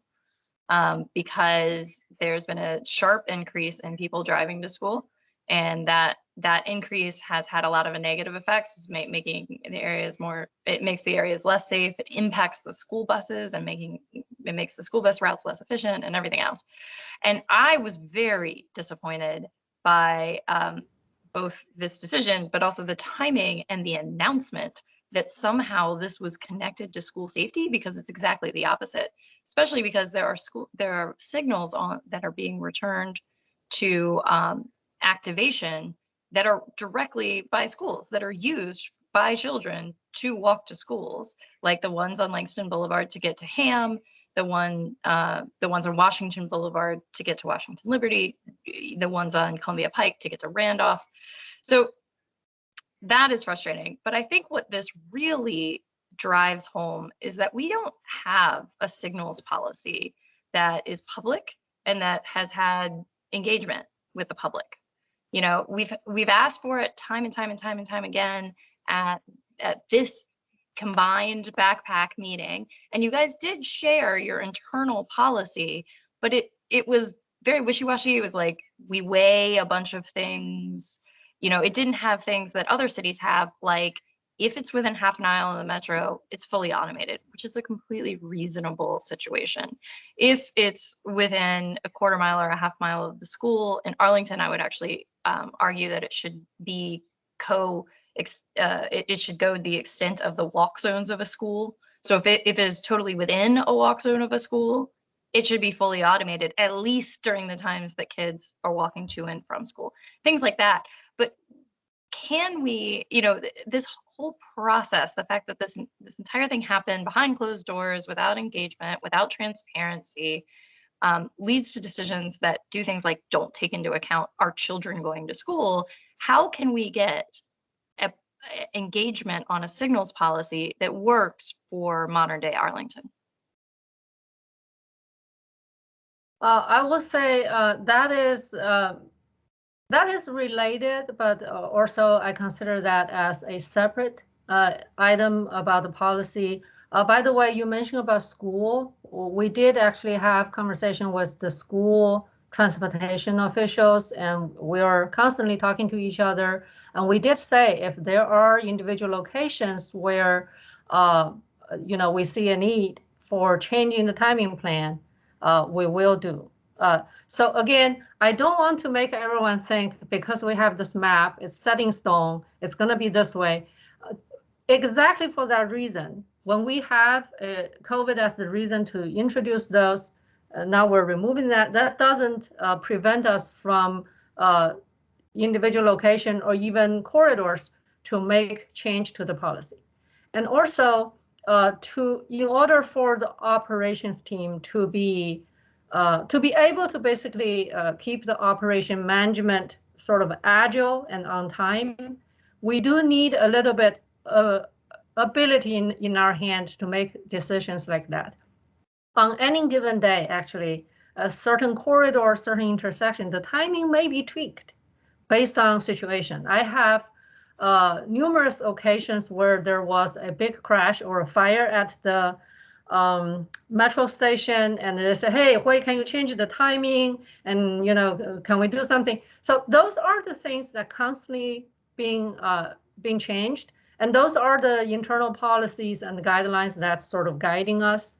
And I actually saw there was someone citing DC's policy about their not having pedestrian push the button at pre-timed signals.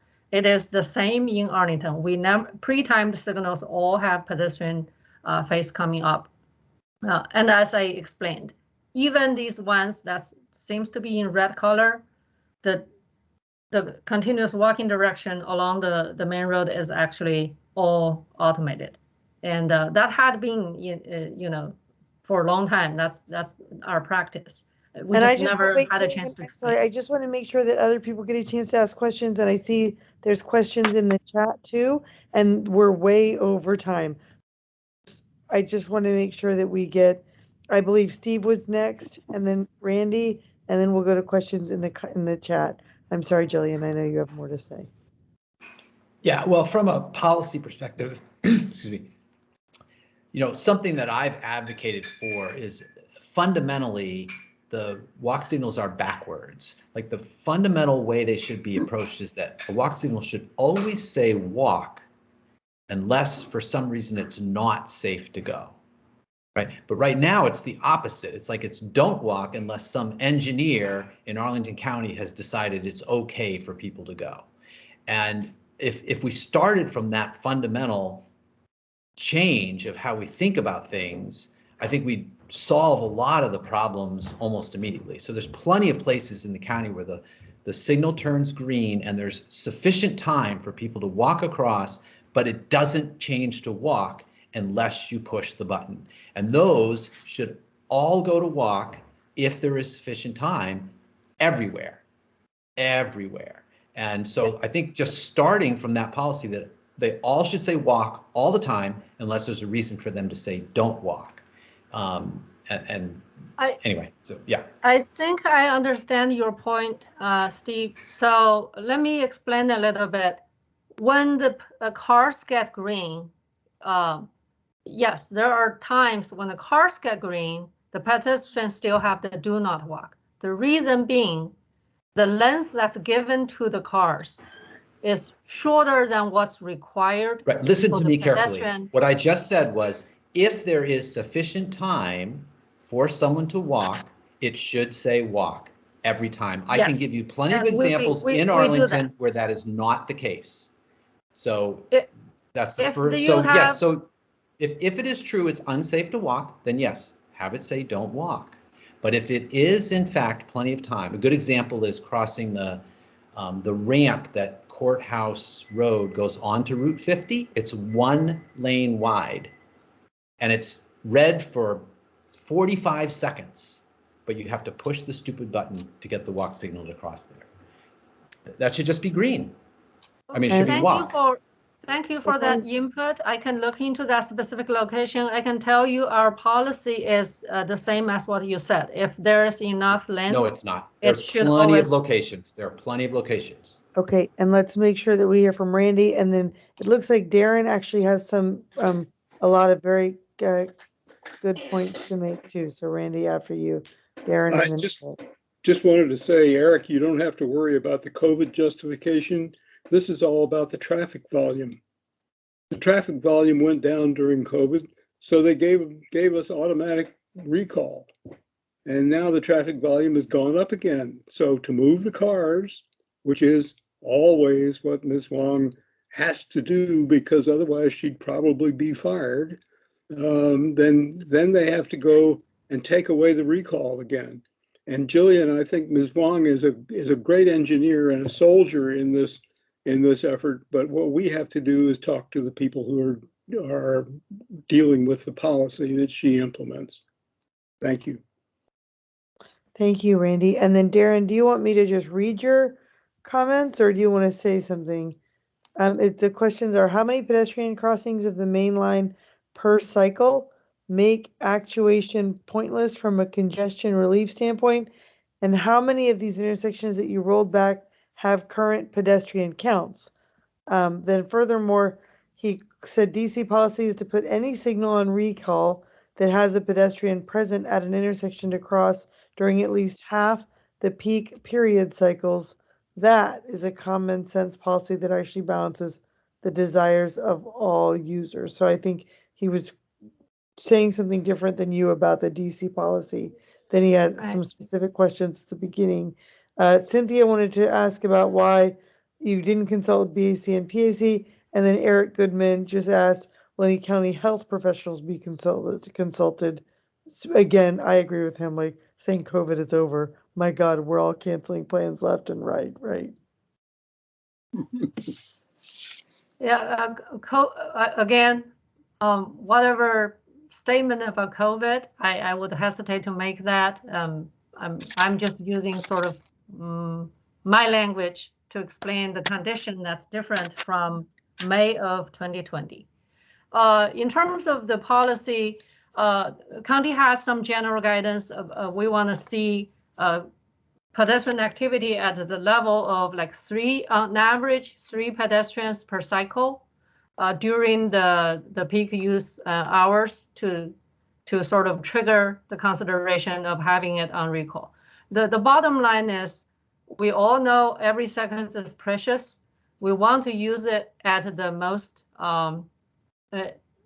efficiently. I think actually everyone is on the same page for that, which is why we identify the directions that we know we have enough green, and we give it always on pedestrian walk. And Steve, if there are locations that you know specifically that's not, please let us know. I also want to say the measure of do we have enough green that we go by is a very, very conservative measure, which consider the very slow moving pedestrians, including elderly or maybe people with mobility issue.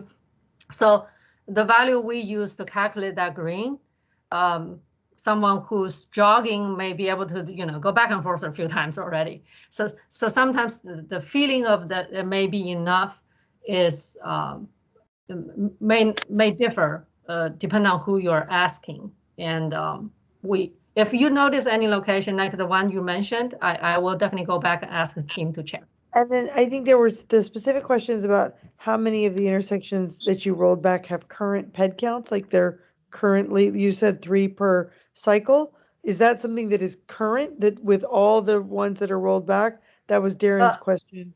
No, and then the ones that we rolled back, we're basing that on the pre-COVID setting. So we're basically saying now that the condition to trigger this action has changed, we're returning it back.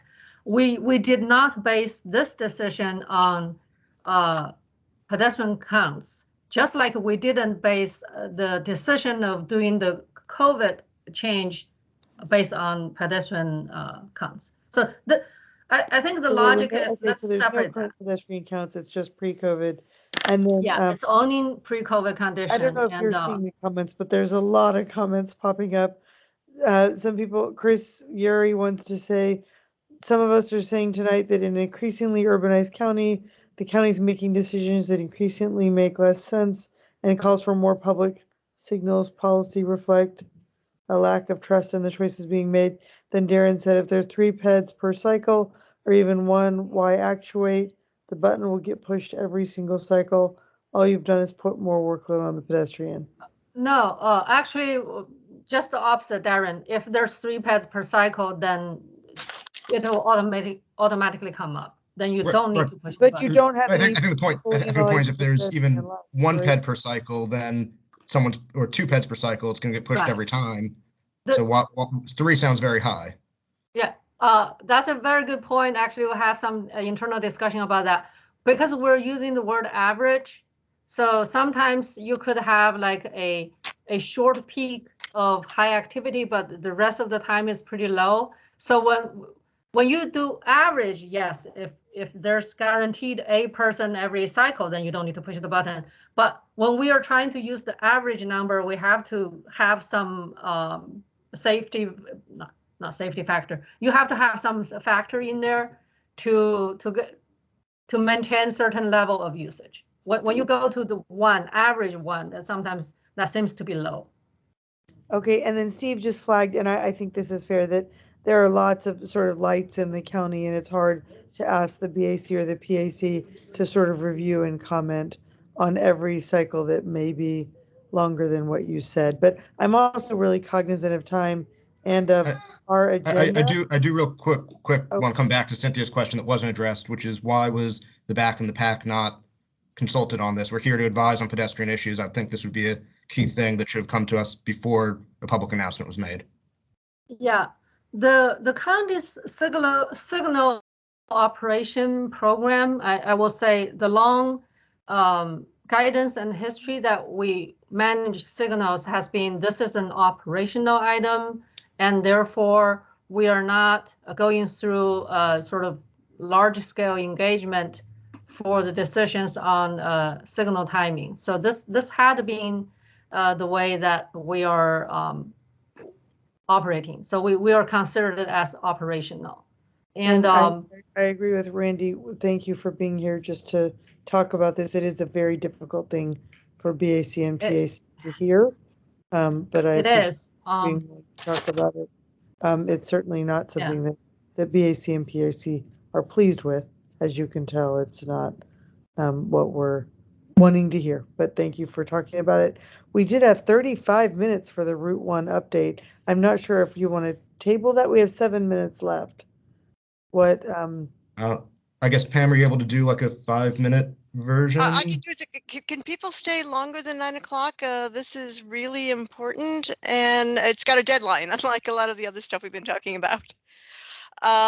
So I'll try to go through things as quickly as possible, but we also need to have a little bit of a discussion about things.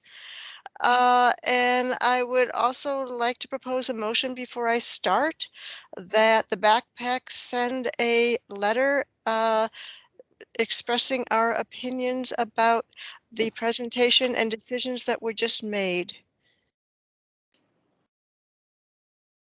Any seconds? Any discussion? I second. There's a second in the chat as well. Okay, and all in favor say aye. Aye. Aye. Okay, good. Will the chairs get this started, please? And we'll all be willing to help, and it'd be good to send it out. Okay. And with that, chairs on the BAC, we're sort of in between chairs on the BAC, so the PA we'll look to the PAC for leadership on this. Okay. We'll do it again. Yeah, thank you. Okay, Leah, if you can pull up my first slide, please. Thank you very much. And I'll go as fast as I can. And then we really do need to discuss this a little tiny bit and make some more decisions. Okay, and if you can put it in presentation mode. Can you up on the top?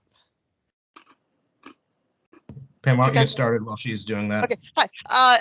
I'm Pam Van Hine. I am again reporting about VDOT Route 1 to you. I am the PAC representative on the task force, and I very quickly I'm talking to you tonight because VDOT released its final draft report for Phase 1 last week, and comments are due September 30th. So any comments need to get back fairly quickly.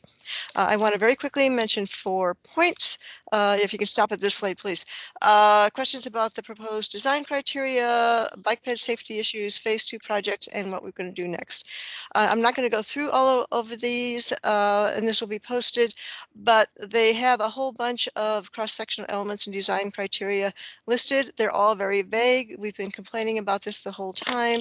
And the letter that I drafted that we'll talk about in a minute talks about this. This needs to be fixed. If I were a cyclist, I would be mad as hell that they don't have anything on bicycle facilities planned. And as a pedestrian, they possibly say, oh, well, you can just ride on the sidewalk, which is probably not wide enough, although I certainly appreciate cyclists' needs. The only good thing about their cross-section elements is they are proposing a 10-foot wide median. It'll have trees, Tom, so that's good. But the rest of it needs work. The travel lanes are still only 11 feet wide, which they claim they need for larger vehicles. I think we might want to fight that.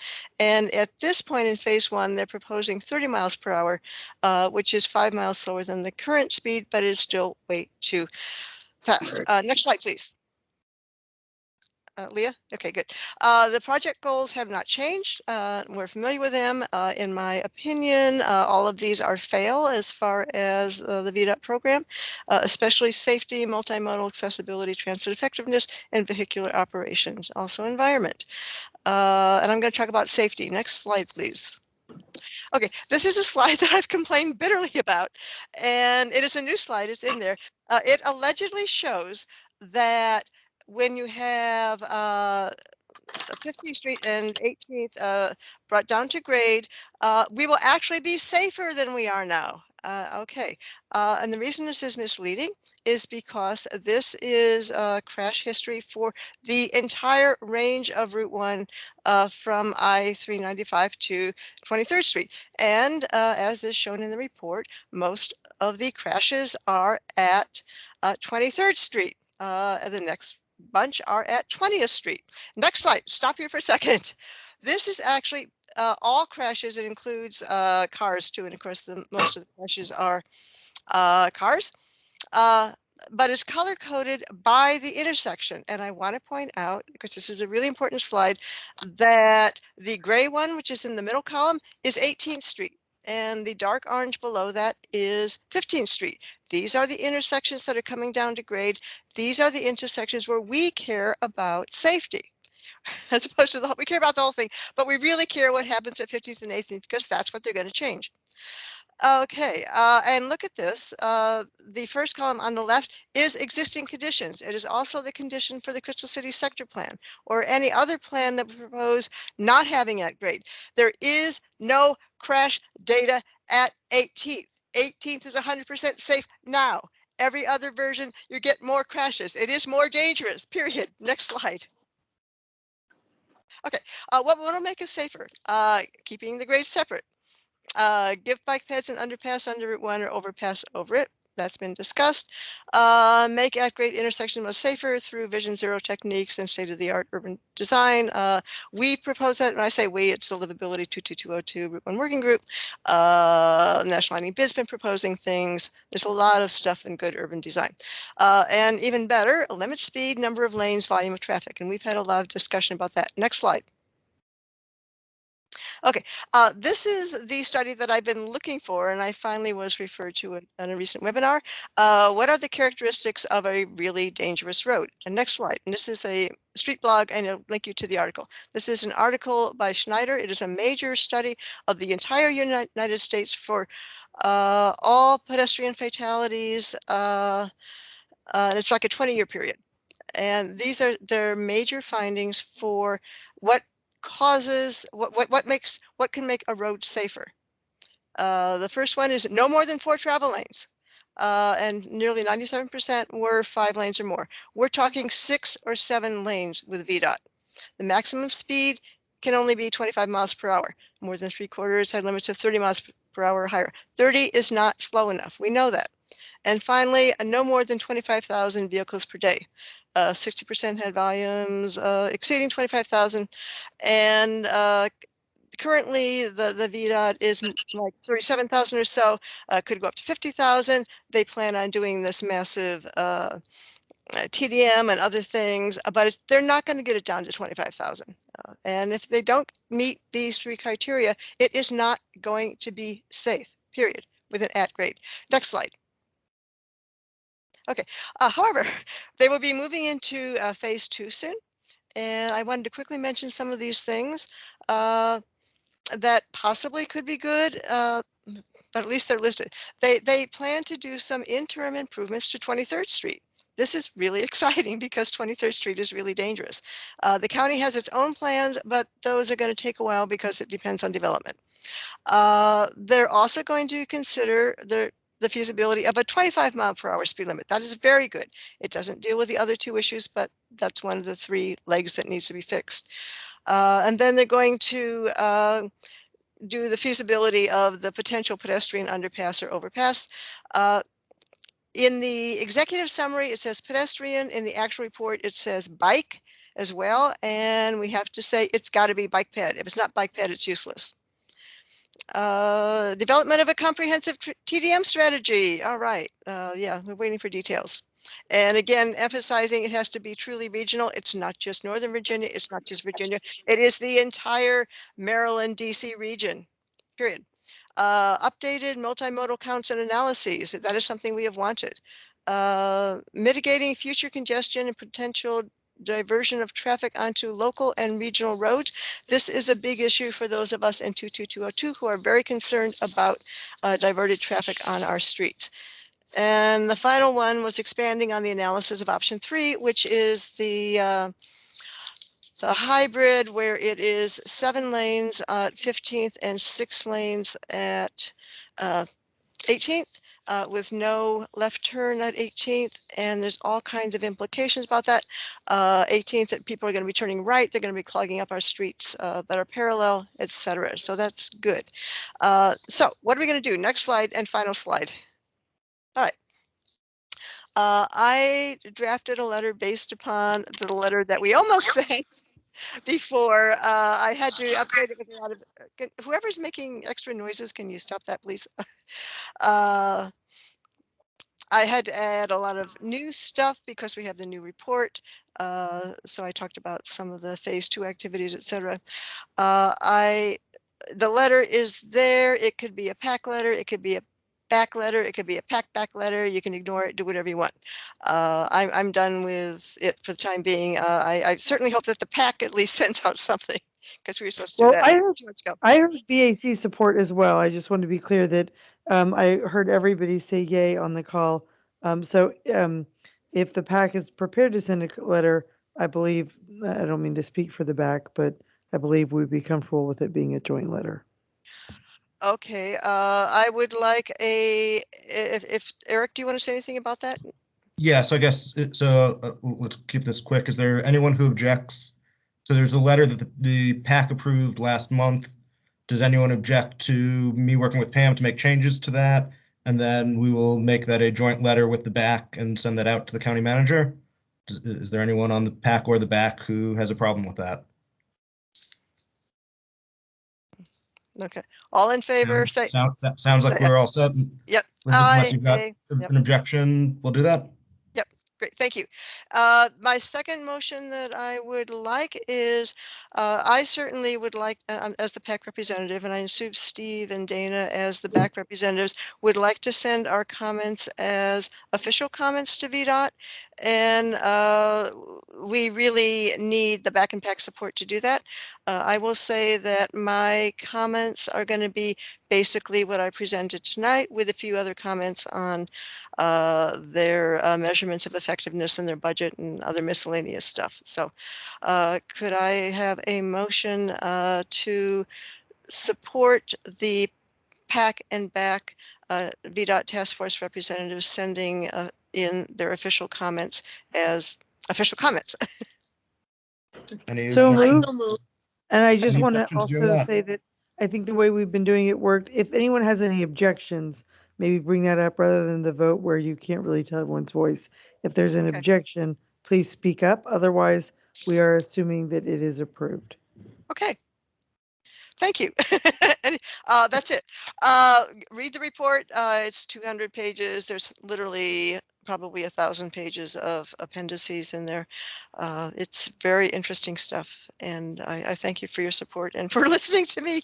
Thank you for your amazing 35-minute presentation in 7 minutes. Thank you for your good work and all your really strong support of this dangerous corridor becoming safer. Thank you so much. Yeah, well, if Darren's still on, Darren and Dana and Steve have been part of this too.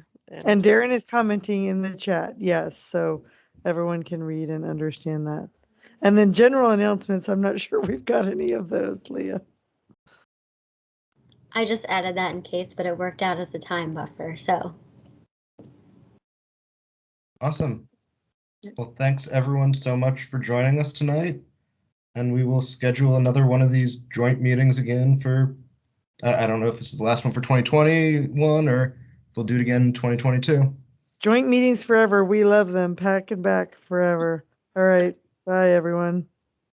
Bye. Have a good night. Thank you. Bye. Leah or David, whoever's organizing this meeting, can you download the attendance report? You're on mute, Leah. Thank you. The video usually takes at least a night to upload, so I'll figure that out tomorrow, and then I can download the attendance sheet as well. Yeah, Right, and yeah, send that to Pam. capture the chat too, please. Yep. Thank you so much. Thank you, Leah, for showing my slides. And That was impressive, Pam. Good job. Yep. oh my God. Thanks, Pam. Oh, Thanks, everybody. great meeting. Thank you.